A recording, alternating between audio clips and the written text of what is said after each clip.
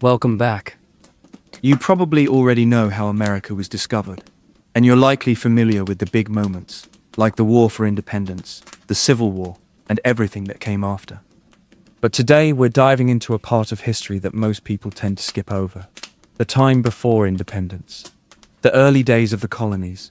How they grew, struggled, and slowly moved toward rebellion. It's a fascinating story, and not nearly as well known as it should be. So let's rewind the clock and see how it all really began.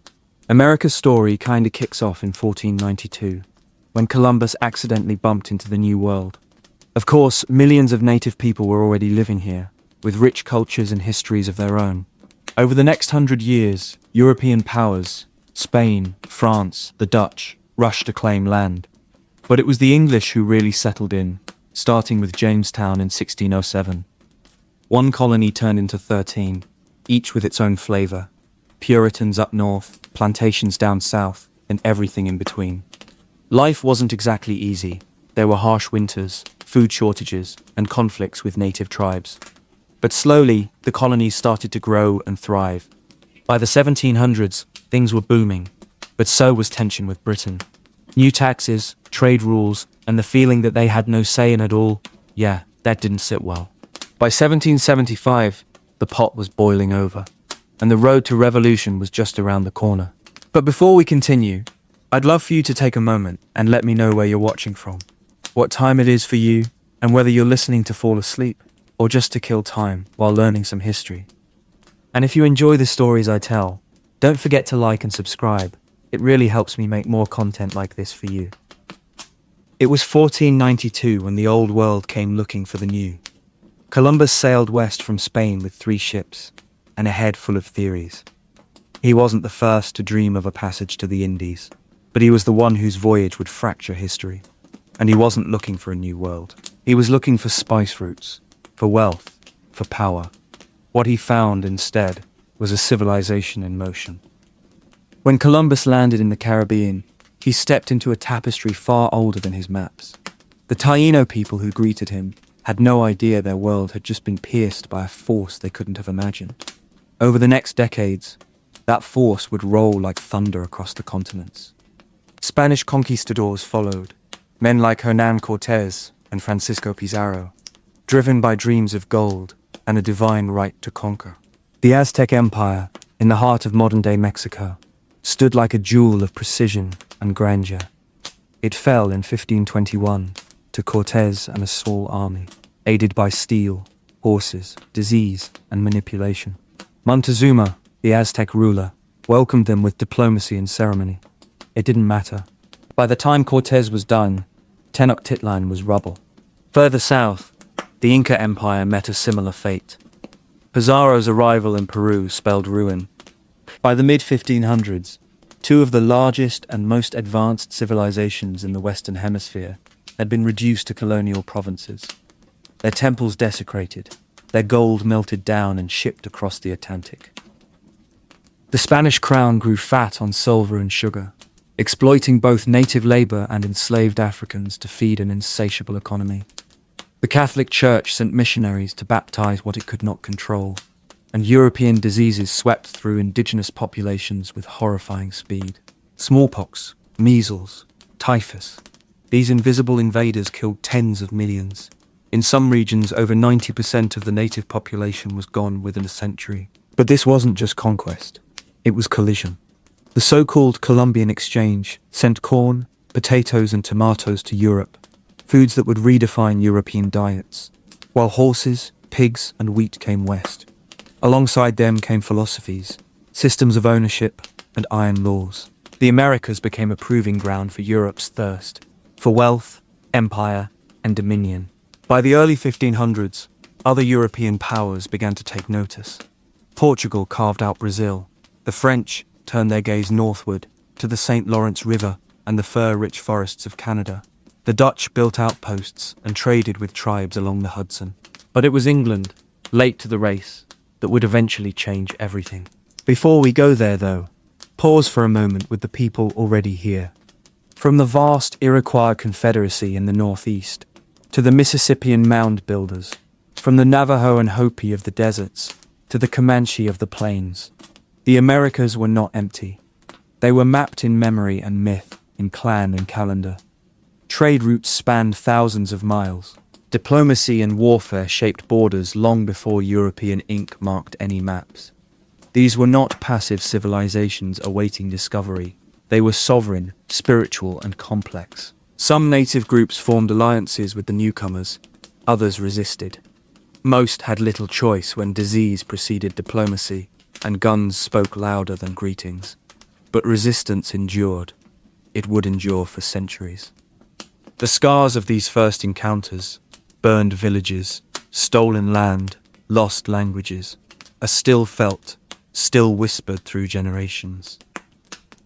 Meanwhile, Europe's appetite grew. Colonization wasn't just imperial ambition. It was seen as destiny, a divine mandate. Priests preached salvation for native souls. Merchants saw profits in sugar and silver, and monarchs measured success by how much land they could claim on maps. These maps, by the way, were often more fantasy than geography, filled with mythical rivers, imagined cities, and blank spaces labeled terra incognita, unknown land, untold riches, all there for the taking. In 1513, Ponce de Leon landed in what is now Florida, searching at least in legend for the Fountain of Youth.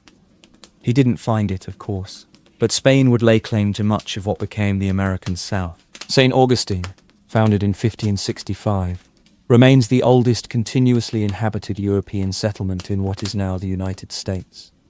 For over a century, the Spanish held sway over the Americas, but the seeds of challenge had been planted. By the end of the 1500s, Queen Elizabeth I of England had begun to authorize privateers, essentially pirates, to raid Spanish ships. English ambitions were rising.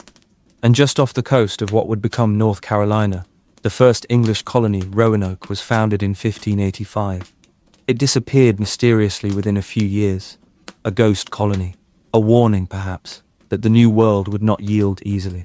Still, the hunger for empire would not be quieted. The century that followed would see the English try again, and this time they would not vanish. Their settlements would grow, prosper, and fracture. Religious dissenters would arrive seeking freedom. Crops would flourish on stolen land, and enslaved labor would be imported to build fortunes. But that's a story for another night. There is something both haunting and humbling in knowing that the world we live in today was born in these chaotic, violent, and often misunderstood beginnings. That behind every city and highway, every law and liberty, lie the echoes of conquest, resistance, and transformation. And so, the long arc of America begins, not with revolution, but with arrival. With a ship on the sea, a flag planted in foreign soil, and a clash of civilizations that would never be undone. The year 1492, when Columbus first set foot on the shores of what he believed to be the Indies, marks more than just a date in history. It is the opening chapter of an encounter that would forever reshape continents and cultures. What followed was a collision of worlds so profound that its reverberations are still felt today, in the very fabric of societies on both sides of the Atlantic. Columbus, sailing under the Spanish crown, was motivated by the intertwined desires for gold, glory, and the spread of Christianity. Yet what he and those who followed him unleashed was a force far beyond any single voyage or ambition. The vast lands he encountered were home to rich and diverse indigenous civilizations. The Aztecs, the Maya, the Inca, among many others, each with complex societies, languages, and spiritual traditions. These were not empty lands waiting to be claimed. They were vibrant worlds with their own histories.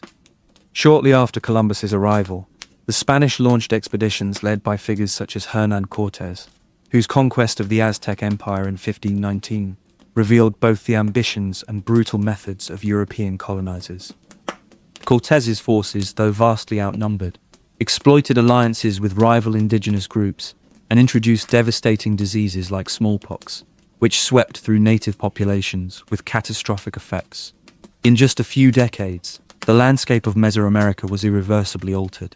At the same time, explorers like Juan Ponce de Leon pushed further into the Caribbean and what would become the southeastern parts of what is now the United States, always seeking new lands, riches, and opportunities to claim for Spain.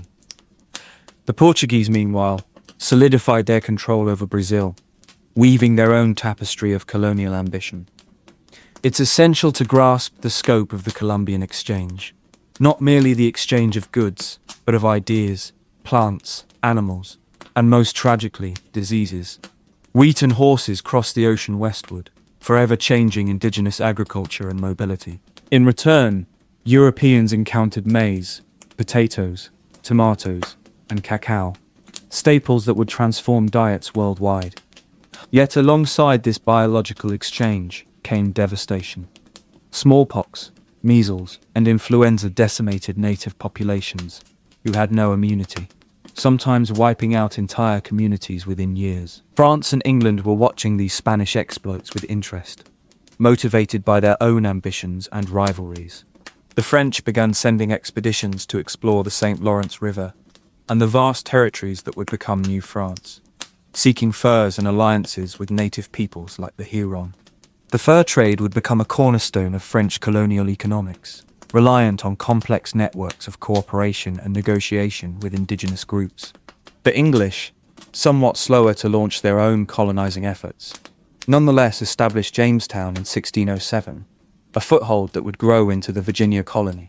This venture was largely economic, centered on the extraction of resources, particularly tobacco, which soon became the lifeblood of the southern colonies.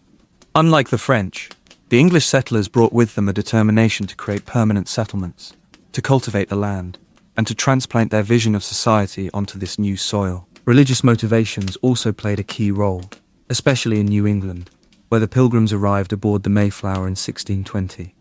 Their Mayflower Compact was a seminal moment, an early experiment in self-governance born of necessity and conviction. Religious dissenters such as the Puritans sought a new world where they could worship freely, away from the strictures of the Church of England. But in doing so, they also laid the foundations for a distinctly American culture, marked by both community and individual conscience. This patchwork of colonies, each with its own character and ambitions, was far from peaceful or united.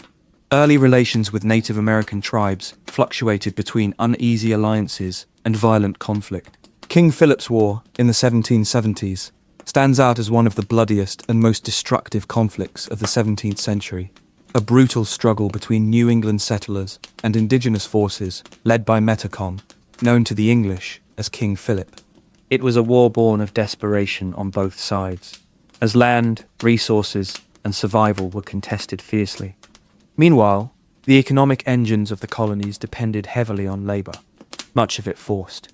Indentured servitude provided a temporary workforce, but the burgeoning demand for labor-intensive crops like tobacco, sugar, and later cotton led to the expansion of African slavery. This system would grow to become a defining and tragic aspect of colonial society, deeply entangled with the economic fortunes of both the South and the northern port cities. The triangular trade routes, spanning Europe, Africa, and the Americas, facilitated the movement of enslaved people under horrific conditions.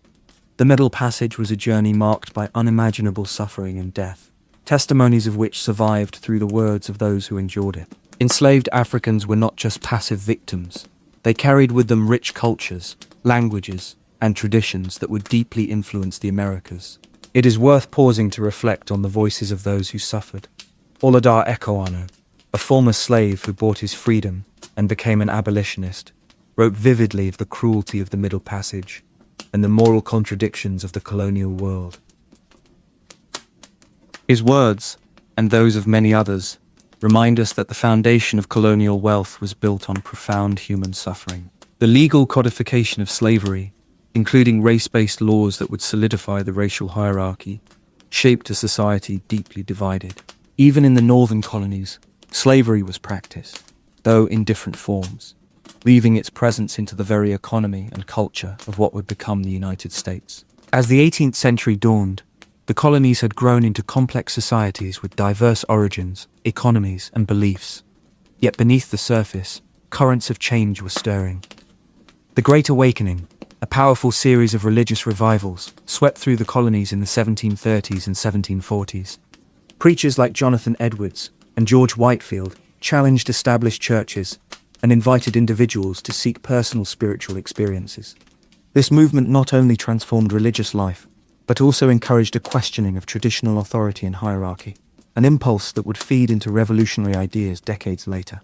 Simultaneously, Enlightenment ideas from Europe began to permeate colonial thought.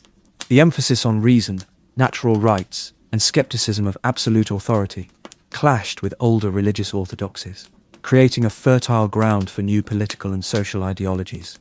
It was a time when sermons and salons might mingle with political pamphlets and newspapers, stirring debates that crossed class and regional boundaries. All these threads, exploration and conquest, cultural encounters and conflicts, economic exploitation and human suffering, religious revival and intellectual ferment, wove together to create the fabric of a new world. The Americas were no longer just distant lands on a map, but living, breathing societies, shaped by their own histories and struggles. In this vast tapestry, it becomes clearer how the seeds of revolution were planted long before the first musket fire at Lexington and Concord. The diverse peoples, economies, and ideas that had come together under colonial rule were preparing, often unknowingly, for a dramatic transformation. Sometimes I wonder, when we look back at this period, how those early voyagers and settlers could have imagined the world they were creating. The vastness of it all, the collision of cultures, the push for survival and identity, reminds us that history is never just a series of dates and facts. It is the story of people, hopes, fears, and choices that ripple through time. The English foothold in the New World was tenuous at first, but it quickly took root in ways that would shape centuries to come. Jamestown, founded in 1607 along the James River in what is now Virginia, was England's first permanent settlement. The earliest years were grueling. Harsh winters, disease and famine took a heavy toll. Only a handful of the original 104 settlers survived the infamous starving time of 1609 to 1610. Yet, despite these brutal beginnings, Jamestown endured. The arrival of supply ships, new settlers, and the introduction of tobacco cultivation began to turn the tide. Tobacco, it turns out, was a game changer. John Rolfe's successful cultivation of a milder strain of tobacco in 1612 provided the colony with an economic lifeline. It quickly became the cash crop that secured Virginia's place on the colonial map. Tobacco plantations, however, required intensive labor, and this demand sowed the seeds of a deeply troubling system, indentured servitude at first, and then African slavery. It is striking how economics intertwined with human lives even then, setting a pattern that would haunt the colonies for centuries. Across the northern shores, a very different story was unfolding. In 1620, the Pilgrims landed at Plymouth Rock, fleeing religious persecution in England. Their Mayflower Compact, signed aboard the ship before landing, was more than a simple agreement. It was a radical experiment in self-governance and community responsibility. This document laid a foundation for democratic principles, emphasizing consent and mutual obligation.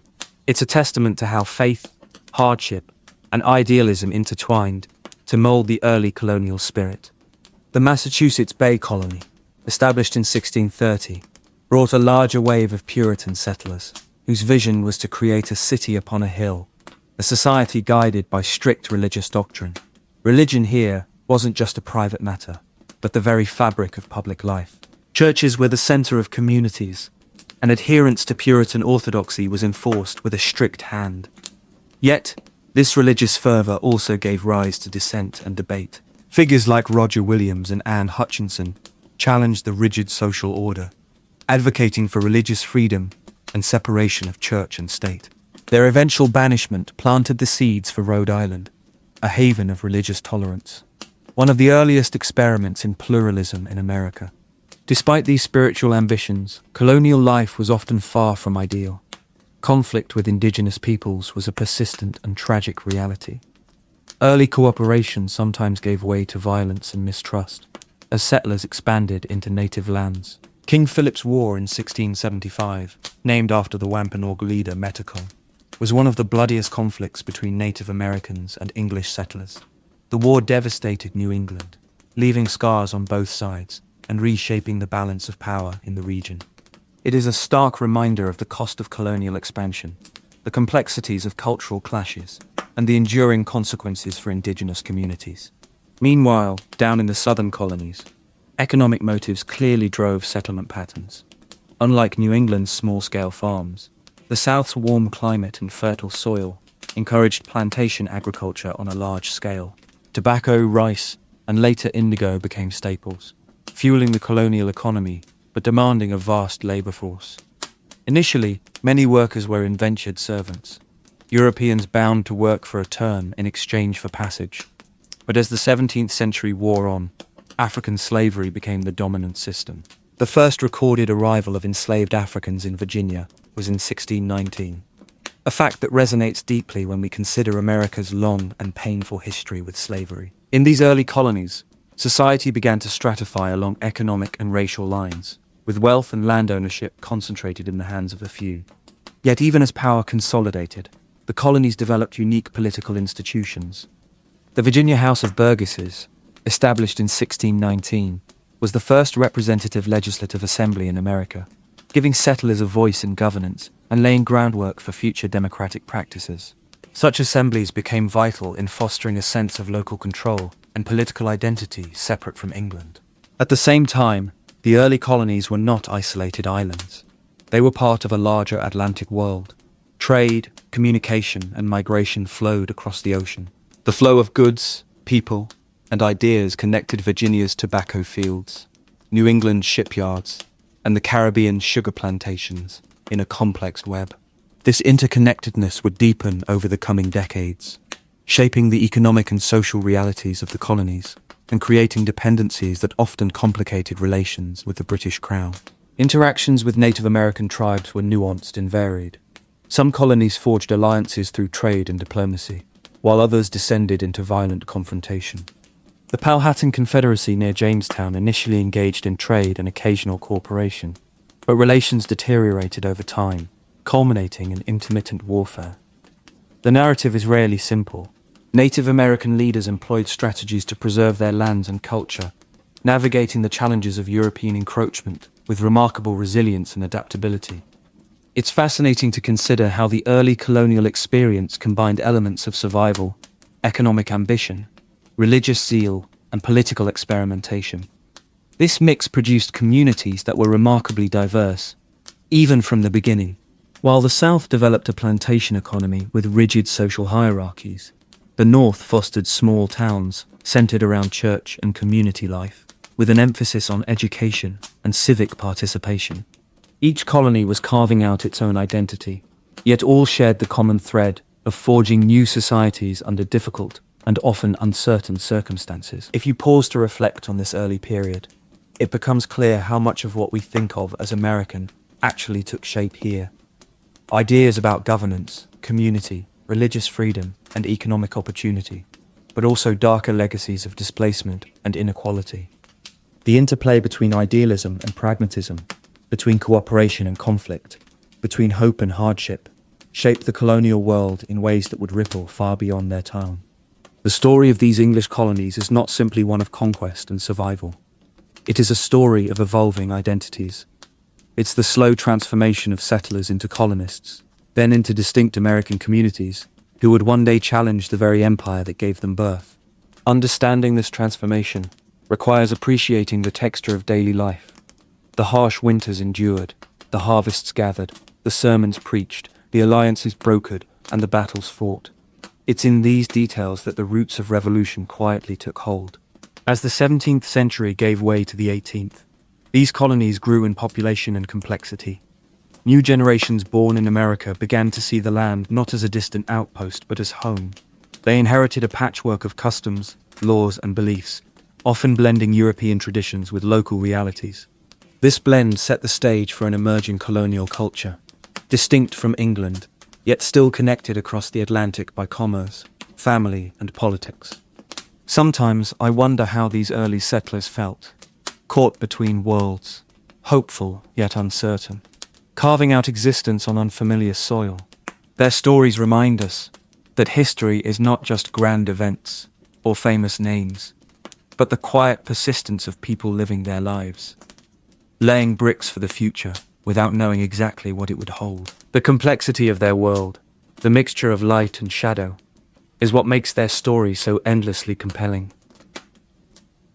The wind, if you listened closely, in those dense pine forests, or over the frozen rivers of the north, carried more than just the howl of wolves or the crunch of snow under boots. It whispered in French, sometimes Dutch, sometimes in a native tongue older than any map could trace. It spoke of trade, ambition, belief, and of course, competition. A quiet, creeping contest for the soul of a continent not yet called America. By the early 1600s, the French had pushed deep into the interior of North America, drawn by the promise of furs. Not gold, like the Spanish, not wide tobacco fields, like the English, but beaver pelts, soft, durable, coveted in Europe for hats and fashion. It's strange, in a way, that an animal so quiet and industrious could drive so much ambition. But furs meant money, and money meant influence. In 1608, Samuel de Champlain founded Quebec, perched above the mighty St. Lawrence River. It was not an aggressive conquest, but a strategic outpost, a foothold for France in a world teeming with new possibility. Unlike the English colonies, which often expanded with entire families and permanent settlements, the French presence was sparse, made up of trappers, Jesuit priests, and soldiers of the crown. They were fewer in number but far more entangled with the native world around them. Champlain formed alliances with the Huron, the Algonquin, and other tribes. These relationships weren't purely altruistic, of course. The French needed indigenous expertise to navigate the rivers and forests, to hunt, to trade, and to survive. In return, they offered firearms, metal tools, and cloth. The dynamic wasn't equal, but it was more cooperative, at least compared to the English pattern of encroachment and exclusion. It created a cultural middle ground where French missionaries learned native languages, and where indigenous communities debated conversion not under duress, but around the fire. The Jesuits especially left behind detailed records. They were meticulous chroniclers, writing of baptisms, suffering, and what they saw as spiritual warfare on the edge of civilization. One missionary, Father Jean de Brébeuf, lived among the Huron for over a decade. His writings describe the intricate rituals, dreams, and beliefs of his hosts, with a mixture of awe and condescension. In 1649, he was captured and killed during an Iroquois raid, tortured to death in a way that shocked even the hardened French. Today, he's remembered as a saint, but in truth, he was also a symbol of how deeply entangled the French were in the political rivalries of native nations. Meanwhile, further south and closer to the Atlantic, another European experiment was unfolding. In 1609, Henry Hudson, sailing under the Dutch flag, explored the river that now bears his name. His voyage laid the foundation for New Netherland, a colony that stretched along the Hudson Valley. At its heart was a wild and cosmopolitan settlement called New Amsterdam. It sat on the southern tip of an island the Lenape people knew as Mannahatta. From the start, the Dutch approached colonization with a merchant's mindset. They weren't there to save souls or to recreate a European homeland. They were there to trade, to build profit. The Dutch West India Company managed the colony like a business, not a kingdom. And for a time, that worked. They traded with the Iroquois Confederacy, exported furs back to Amsterdam, and welcomed settlers from many backgrounds. Germans, Sephardic Jews, Walloons, and Africans, both enslaved and free, lived in New Amsterdam, creating one of the most diverse early colonial societies in North America. There's a quote from a 1660s visitor who described the settlement as full of languages, full of trade, and full of confusion. That mix, chaotic as it may have been, sowed the seeds of something rare, religious tolerance and a kind of pluralism that would survive even after the Dutch flag came down. Because in 1664, it did come down. The English, eager to control the entire Atlantic seaboard, sailed a fleet into the harbour. The Dutch governor, Peter Stuyvesant, famously stubborn and peg-legged, wanted to fight, but the colonists refused. They opened the gates, and just like that, New Amsterdam became New York, named for the Duke of York, the future King James II. Still, the Dutch influence didn't vanish. Their legal systems, their emphasis on property rights, and their pragmatic view of trade and society lingered. In a curious way, That legacy would later echo in the pluralistic ethos of America itself, not born of lofty idealism, but of compromise and commerce. Back in the French territories, the fur trade was pushing ever westward. Canoes sliced across the Great Lakes, through the rivers of the interior, deeper into what we now call the Midwest. Detroit, founded in 1701, meant the strait, a narrow passage of water, and also a foothold for expanding empire. The French even built forts as far south as present-day Louisiana. New Orleans, founded in 1718, wasn't a sleepy outpost, but a bustling port with Caribbean connections, African slaves, and Creole culture that blended French, Spanish, African, and Native American roots. But this expansion wasn't without consequence. Competition for furs and land created tensions with the English colonies, especially as both powers sought to ally with, and sometimes manipulate, native groups for their own strategic gain. The Iroquois Confederacy, powerful and politically astute, played both sides to maintain balance. But pressure was mounting. Lines were being drawn on maps thousands of miles away by monarchs who had never seen a North American forest. By the mid-1700s, the struggle between empires would erupt into open conflict, a war not just of muskets and forts, but of ideas and identities. The French presence, rich in its own right, would be tested and eventually diminished, its remnants absorbed into British holdings after a costly global war. But still, the marks left behind by the French and Dutch were permanent. You can hear it in the names: Detroit, Des Moines, Baton Rouge. You can feel it in the religious diversity that shaped the American psyche, and in the early tolerance of cities like New York.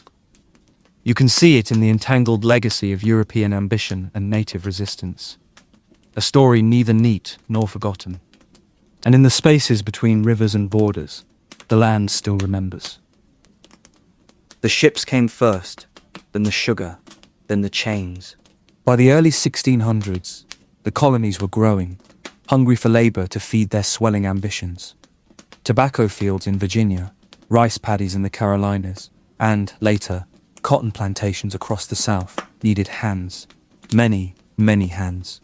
Not the hands of English gentlemen, nor even the desperate indentured servants trickling in from debt-ridden London.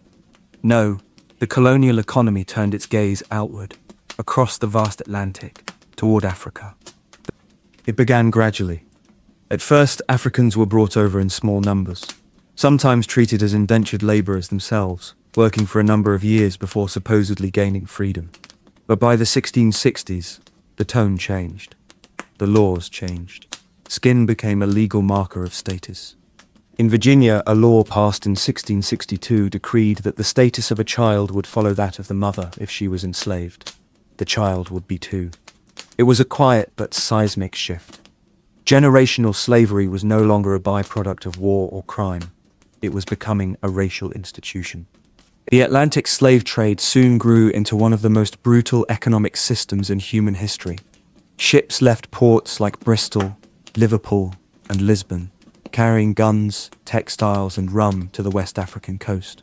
There, European traders, sometimes in cooperation with African leaders, sometimes through pure force, exchanged goods for human lives. Men, women, and children were bound, branded, and packed below decks in floating prisons. The Middle Passage, as it came to be known, was a hellish journey. Some ships recorded mortality rates of 15 to 20%. Others were worse. There are diary entries from sailors, young men no older than 20, who wept at the sounds from below deck. One, in a letter home, described the stenches unbearable like the devil's breath, and the screaming as the chorus of the damned. Some ships tossed dead, or dying, bodies into the sea to prevent disease. Sharks, it was said, followed the slave ships all the way to the Americas. They learned the route. They knew. Once in the colonies, the enslaved were sold like livestock at auctions. In places like Charleston and Newport, men stood on blocks while white bidders inspected their teeth and muscles. Families were split in seconds. Mothers from children, husbands from wives. Names were erased. Language forbidden. Those who survived the passage now had to survive a new world designed to crush them. In the southern colonies, plantation slavery became the engine of prosperity. Tobacco and rice made fortunes for men like Robert King Carter in Virginia, whose wealth rivaled that of European mobility. South Carolina's rice planters often lived in luxury, sipping imported tea while African laborers toiled knee-deep in mosquito-infested paddies. Sugar plantations in the Caribbean, even more brutal, fed northern economies through molasses and rum. But slavery was not a southern sin alone. Far from it. Northern port cities grew rich on the triangular trade. In Boston, Providence, and especially Newport, Rhode Island, shipbuilders constructed vessels designed for slaving voyages. Merchants sold rum to Africa, slaves to the Caribbean, sugar back home. It was a cycle soaked in blood and profit. Cotton would come later, but the infrastructure was already in place. Colonial banks, universities, and insurance companies often had direct or indirect ties to the trade. Even churches benefited. Some ministers, despite preaching salvation, personally owned enslaved people. There were voices of dissent too, even early on. Quakers in Pennsylvania condemned slavery as morally corrupt and spiritually dangerous. A group of German Mennonites issued the first anti-slavery petition in the colonies, as early as 1688, stating, "There is a saying that we shall do unto others as we would have them do unto us. But is this done to the Negroes?" In the early 1700s, a man named Olaudah Equiano was kidnapped as a boy in West Africa and sold into slavery. He eventually bought his freedom and later wrote a powerful memoir, The Interesting Narrative of the Life of Olaudah Equiano, which was published in 1789. His words pulled back the veil. When I looked around the ship, I saw a multitude of black people of every description chained together. Every object served to increase my terror. I asked if we were not to be eaten by those white men with horrible looks, red faces, and long hair. Equiano's voice, and those like him, would later become rallying cries in abolitionist circles. But for now, they were whispers drowned out by the sound of coins. In legal documents, enslaved people were property, chattel, like horses or furniture. Laws forbade teaching them to read or write. Punishments for running away were brutal. Whippings, brandings, even mutilation. Some tried to flee north. A few made it. Others rebelled, quietly or violently. The 1739 Stono Rebellion in South Carolina saw a group of armed enslaved men march south, killing whites and calling for freedom. They were eventually killed or captured. Their heads were put on spikes along the roads as a warning. And yet, the culture of the enslaved endured. Through song, prayer, and whispered stories, they preserved languages, beliefs, and hope. In the cabins and fields of the South, a new African-American culture was forming, one that blended tribal memories with the strange, oppressive world around them. The spirituals they sang carried coded messages, sometimes directions for escape. A simple-looking quilt might have held clues sewn into its patterns, a silent map for a runaway. What's remarkable, I think, is the way people can survive even when everything is built to erase them. Even in darkness, people find each other. They tell stories, they sing, they resist, in ways big and small. That spirit, buried deep in the brutal architecture of the colonial economy, would one day fuel movements far beyond what the slave owners could imagine. By the mid-1700s, millions of Africans had been shipped across the Atlantic. By 1775, nearly 1 in 5 people in the 13 colonies was enslaved. Entire generations knew no other reality. And yet, the same society that clung to ideals of liberty and personal freedom depended on their unfreedom. It's one of the great contradictions at the heart of early America, a paradox that would haunt the nation for centuries to come. The colonies were changing. Wealth was growing. Tensions, too. Soon, another force would shake the foundations. Not from across the ocean this time, but from pulpits and tents, in fire-lit sermons and trembling voices. A storm of the spirit, they called it. A kind of awakening. And it was just beginning to stir. The wind that stirred the colonial trees in the early 1700s carried more than just the scent of spring or the chill of winter. It carried questions. Questions whispered in taverns, echoed in church pews, muttered over ploughs and parchments alike. By the middle of the century, something profound was beginning to happen in the American colonies. Not in the halls of government, but in the human soul. They called it the Great Awakening, though no one quite knew, at first, what exactly they were waking from. It began not as a movement, nor even as a rebellion, but as a tremor, a shift in how ordinary men and women understood God, authority, and themselves. Let's start in Northampton, Massachusetts, a quiet town in the Connecticut River Valley. It was here, in 1734, that a local pastor named Jonathan Edwards rose to his pulpit and gave sermons so vivid they made people tremble. His words didn't merely describe the wrath of God, they made people feel it. One of his most famous sermons, Sinners in the Hands of an Angry God, painted a terrifying image of humanity dangling over the fires of damnation, suspended by nothing but God's will. Yet what made Edwards truly different wasn't just fear. He also offered something profoundly personal, a relationship with the divine that didn't require the hierarchy of the Anglican Church, the rituals of the old world, or even formal education. He preached a felt religion, full of conviction and inner transformation. You didn't need to be rich or powerful to feel God move within you. That idea hit people deeply, especially in a colonial world still tied to social rank and rigid religious traditions. And suddenly, ordinary farmers, women, enslaved people, and children were crying out in churches, claiming spiritual experiences, testifying in ways that challenged the quiet formality of older congregations. And as news of Edwards' revivals spread, they stirred a hunger in others. Enter George Whitefield, a young Anglican preacher from England, with a voice said to carry across open fields to thousands. When he arrived in the colonies in 1739, it was like striking flint in a room full of dry straw.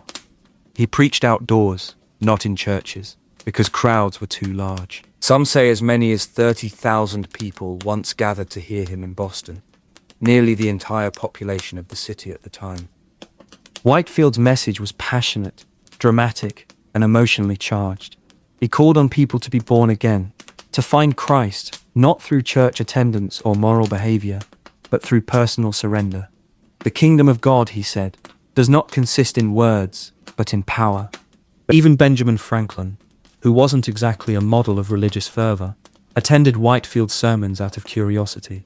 In his autobiography, Franklin recalled being so moved that he emptied his pockets into the collection plate, even though he had resolved not to give a cent. Now, something was happening here that went beyond theology. This was a moment where people were being told, sometimes for the first time, that they had direct access to truth, that they didn't need to wait for orders from England, religious or otherwise. And once you start questioning the spiritual authority of bishops and crown-backed clergy, it's a short step to questioning political authority too. In this way, the Great Awakening began to pull at the seams of colonial obedience. It also did something else remarkable.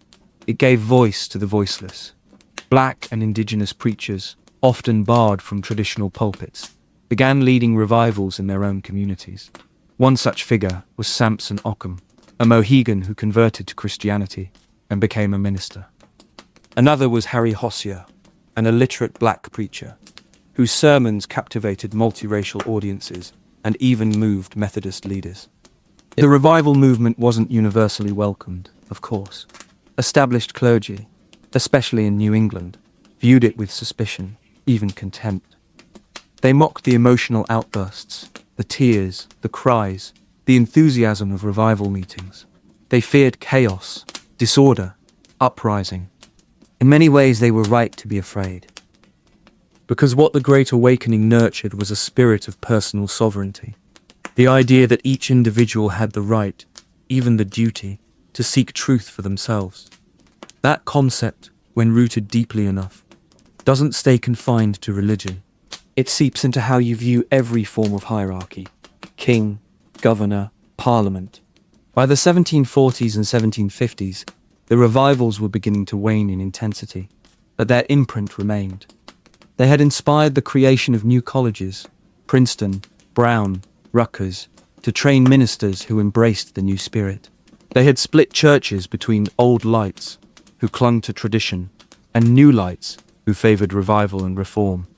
And they had introduced a culture of print, pamphlets, sermons, diaries, that connected colonists across distances, fostering a new kind of public discourse. That network, those habits, that language of awakening, all of it would be useful in the years to come, as another kind of revolution began to stir. Meanwhile, another intellectual current flowed alongside these revivals, quieter, more urbane, but just as subversive.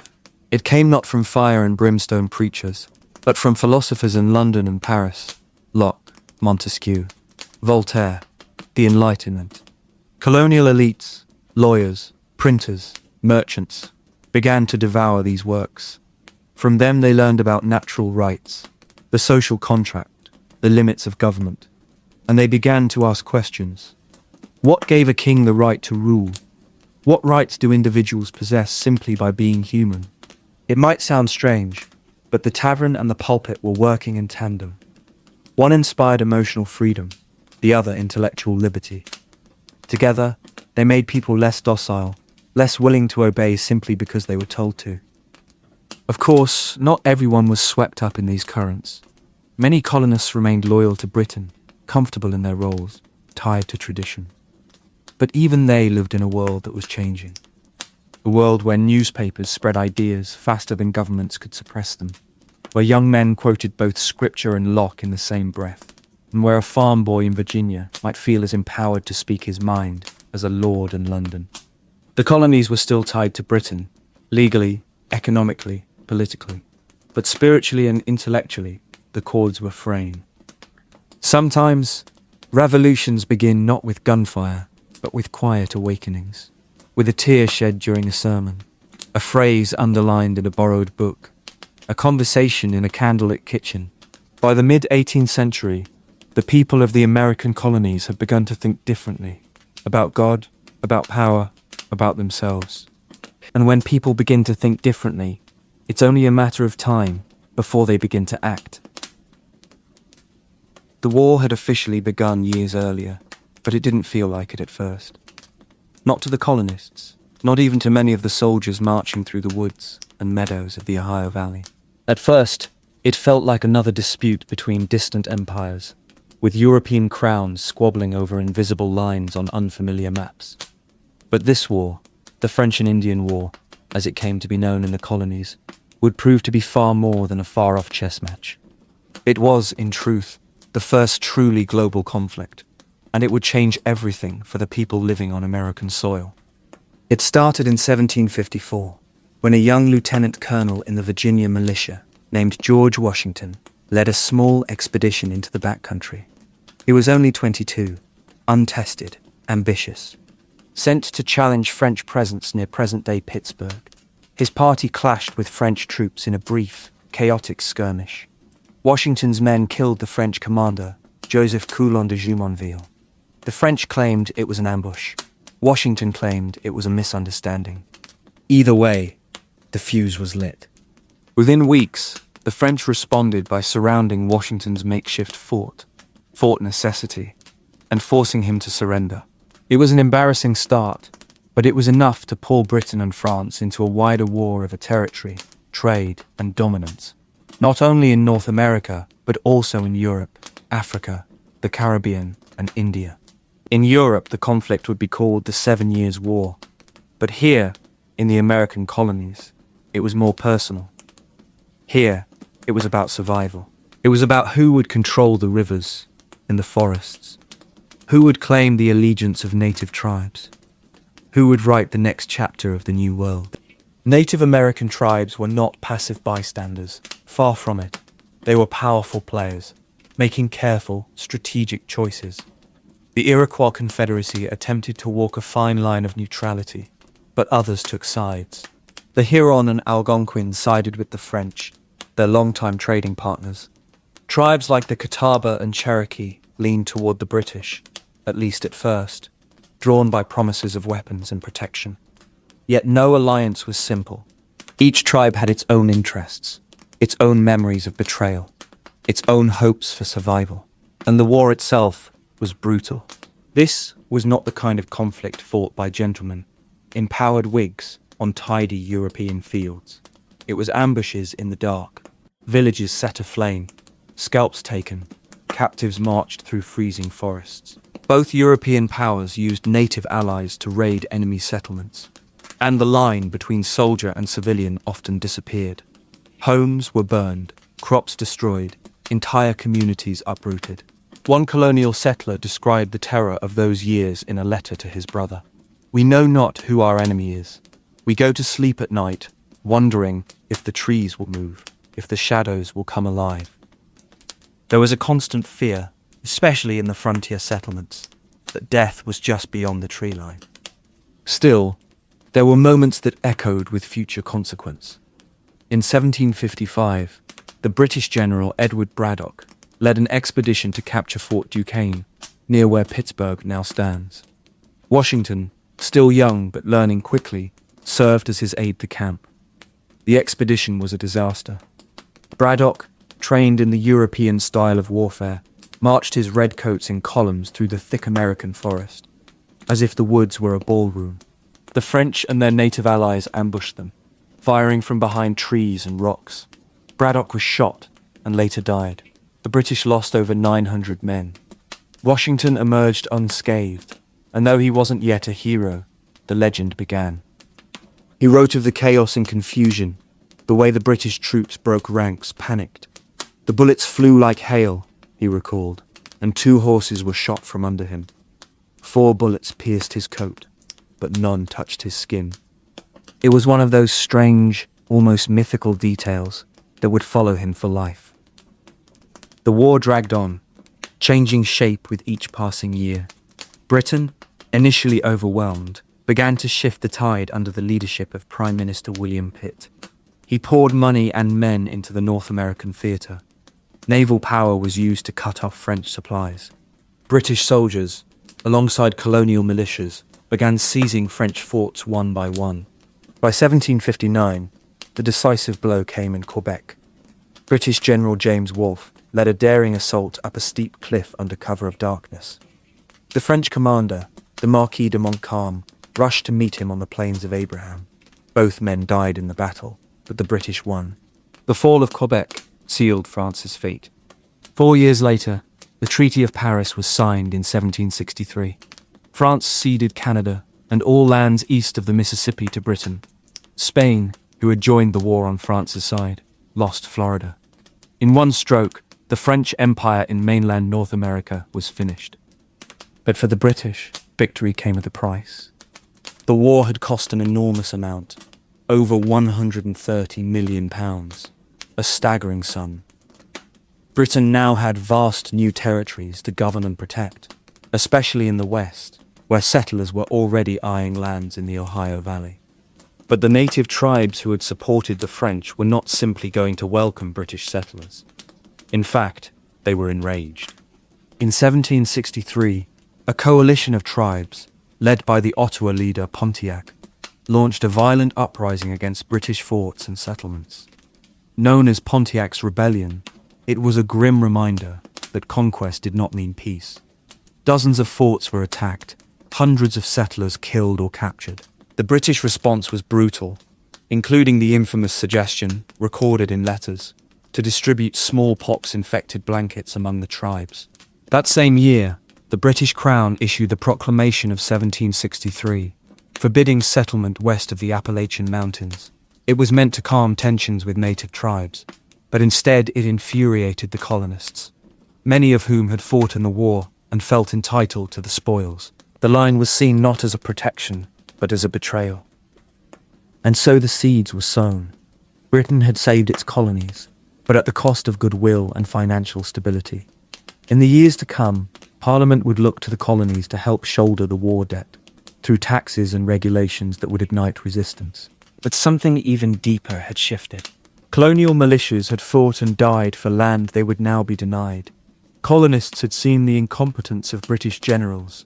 They had watched leaders like Washington rise, while redcoats floundered in unfamiliar forests. They had tasted the possibility, however faint, of self-reliance. Looking back, It's hard not to feel the tension tightening with each year. The war had redrawn maps, rewritten alliances, and redoubled the empire. But in the shadows, something else was growing. A sense that maybe the empire needed them less than they had once believed. And perhaps, in time, they would need the empire even less. Because once the smoke of war clears, what remains is not only the cost, but the questions. And those questions, quietly asked in taverns, in puppets, and in printed pages, were beginning to echo louder. The first flames of anger were no longer flickers. After the French and Indian War ended in 1763, the American colonies were shifting. Tensions thickened like storm clouds rolling in from the Atlantic. The war had left Britain deeply in debt, and the empire now looked to its North American colonies to help shoulder the cost. But the colonies, so long used to a degree of autonomy, bristled at the notion of paying for a war they hadn't started, and whose spoils often felt like they benefited the crown far more than the common colonist.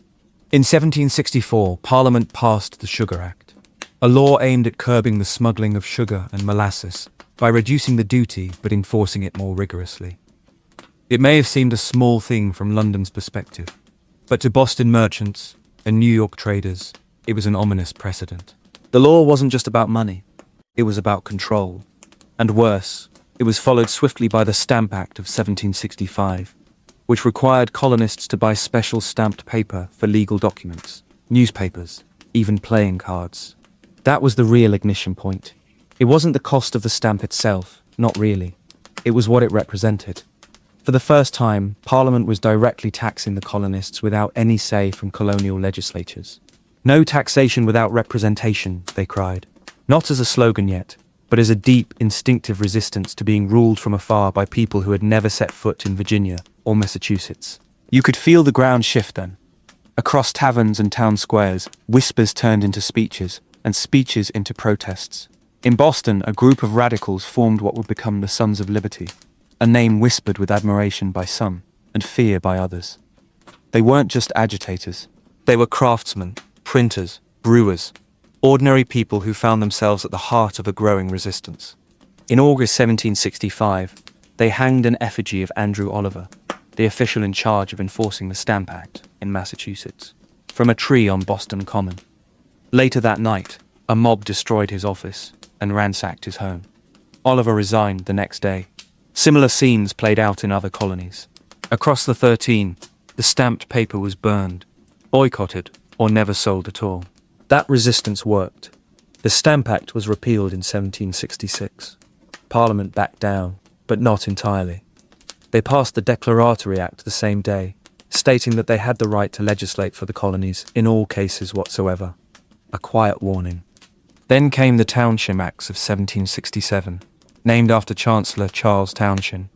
These imposed duties on imported glass, lead, paints, paper, and tea. Britain argued that these were external taxes, unlike the internal nature of the Stamp Act, and therefore acceptable. But colonists saw no such difference. They responded with boycotts, refusing to buy British goods, spinning their own cloth, drinking herbal Liberty tea instead of British imports. Women, in particular, stepped into political life in new ways, organising spinning bees and refusing to buy imported luxuries. The resistance was becoming domestic, communal. Things escalated. British troops were stationed in Boston in 1768 to keep order. They were young, underpaid, and often idle. Tensions simmered between them and the locals, until March 5th, 1770, when it boiled over. That night, a crowd of colonists began heckling a British sentry outside the customs house. Snowballs flew, some with rocks inside. More soldiers arrived. Amid the chaos and shouting, someone yelled, "Fire!" And they did. 5 colonists were killed, including a black sailor named Crispus Attucks, often considered the first martyr of the American Revolution. It became known as the Boston Massacre, though British defenders called it a tragic accident. The scene, immortalized in a dramatic engraving by Paul Revere, spread like wildfire through the colonies. It didn't matter that John Adams, yes, the future president, actually defended the British soldiers in court and got most of them acquitted. What mattered was the symbol. Blood had been spilled in the streets of Boston, not by foreign invaders, but by British redcoats. The line between colony and mother country was blurring into something darker. For a few years, things quieted. Parliament repealed most of the townshend duties, except the one on tea, left in place as a reminder of British authority. But that single duty would come to matter far more than anyone expected. In 1773, the British East India Company, drowning in unsold tea and financial trouble, was granted a monopoly to sell directly to the colonies through the Tea Act. It actually made tea cheaper, but again, it wasn't about the cost. It was about principle. Colonists saw it as a trick to get them to accept the idea of parliamentary taxation. They refused the shipments in several ports. In Boston, things would go much further.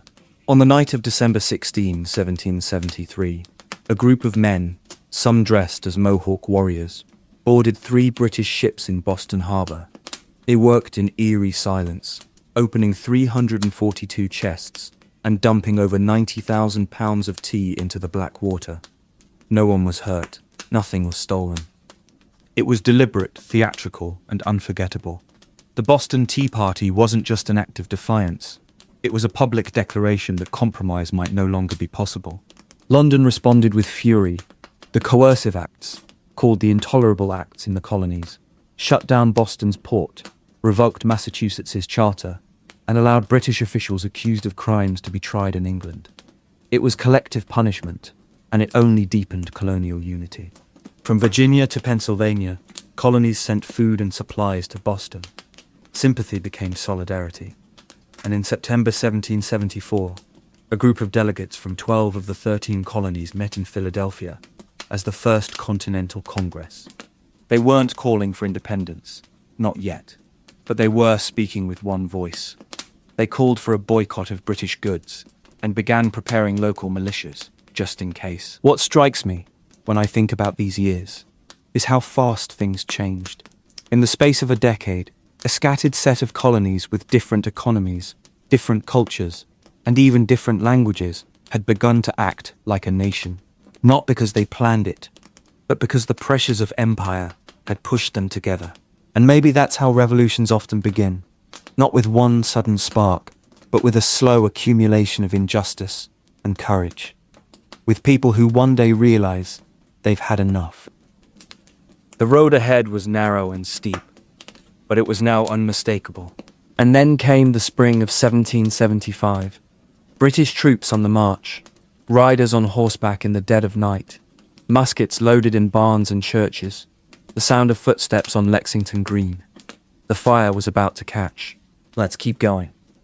It was in the quiet tension of the early 1770s that the colonies began to change, not just politically or economically, but emotionally. The unrest was no longer confined to the pens of pamphleteers or the shouts of protest in city squares. It was settling into the homes and hearts of ordinary people. Farmers, blacksmiths, merchants, ministers, even housewives, all began to sense that they were living through something far greater than another dispute over taxes. A shared feeling emerged, unspoken yet deeply understood. Something irreversible was unfolding. This shift didn't come overnight. It crept in through whispers at town meetings, through fiery sermons in country churches, and through the ink of newspapers that now dared to question not just British Parliament, but monarchy itself. The First Continental Congress had met in Philadelphia in 1774, a gathering of men who had not yet declared themselves rebels, but who no longer believed they were near subjects. There was a sense of deliberation in that meeting, a hesitancy that many forget today. These weren't revolutionaries from the outset. Most of them still hoped for reconciliation. What they truly wanted was recognition of their rights, their autonomy, and their dignity as Englishmen. But they also knew, perhaps deep down, that the door to peaceful negotiation was slowly closing. The Congress didn't yet call for independence, but it did call for unity. And unity, in a continent as diverse and scattered as colonial America, was a revolutionary act in itself. Delegates came from as far north as Massachusetts and as far south as Georgia. They didn't speak in a single voice. They clashed, debated, postured, but they came together. That mattered. They agreed on a boycott of British goods, And more importantly, they formed the Continental Association, a pact that would begin to weave the scattered colonial economies into something like a single organism. Outside the halls of Congress, the streets were alive with conversations sparked by writers like Thomas Paine. His pamphlet Common Sense, published in early 1776, but preceded by other incendiary essays, would electrify the colonies. Paine wrote not in the cold, abstract prose of the elites, but in a voice that anyone could understand. His argument was simple. Monarchy was not just flawed, it was unnatural. And independence was not just possible, it was inevitable. But even before Common Sense, the printing press had become a weapon. Dozens of colonial newspapers, from Boston to Charleston, were printing essays, sermons, editorials, and letters to the editor that stoked debate and invited dissent. The colonies had more printers per capita than anywhere else in the world at the time. It's easy to forget, in our age of digital noise, just how powerful a printed page could be when information was scarce. A single newspaper article could travel from village to village, passed from hand to hand, read aloud in taverns and churches. And it wasn't just the elites who were reading. Literacy was unusually high in the colonies, particularly in New England. Boys and girls alike were taught to read, often for the purpose of reading the Bible, but that skill spilled over into political life. Public discourse became just that, public. People gathered to talk about Parliament, about rights, about liberty. The language of revolution became part of the air they breathed. There was also, in this moment, a growing unease in the countryside. Powder alarms, false reports that the British were coming to seize weapons, began to spread like wildfire. In 1774, one such alarm in Massachusetts mobilized tens of thousands of militiamen in a matter of hours. They arrived only to find no British troops, but the response revealed just how ready the colonies were to defend themselves. They had formed committees of safety, created covert stockpiles of arms, and begun drilling regularly. These weren't formal armies. These were farmers with muskets, mechanics with clubs, teenagers with powder horns. Some of them had fought in the French and Indian War. They knew how to shoot, how to track, how to survive in the wild. Others had never seen combat, but carried a growing sense that they might have to, soon. The British, meanwhile, began to see this militia movement as dangerous and illegal. What the colonists called a community defense force, the Crown now called a rebellion. And so we begin to see the birth of something fragile and fiery, the identity of the patriot. It wasn't a formal title. No one bestowed it. It was worn like a quiet badge, worn in silence by the man who buried a chest of powder in his orchard, or by the woman who passed coded messages sewn into quilt patterns, or by the printer who refused to stop his press despite threats from the loyalist mob. But it's important not to paint this as unanimous. The colonies were still divided. Many remained loyal to the Crown, not out of cowardice, but because they genuinely believed revolution would bring ruin. There were arguments at dinner tables, in town halls, even in churches. Brother against brother, friend against friend. There was fear, real fear, of civil war. And yet the tide was turning. Across the 13 colonies, there was a slow but steady shift toward a shared dream, that perhaps, for the first time, they were not merely outposts of an empire, but something else. Something embryonic, a people, maybe. Not yet a nation, but the beginnings of one. I think about those people often, not the names in textbooks, but the ones we don't know. The quiet radicals who gathered by candlelight, reading printed words that set their minds on fire.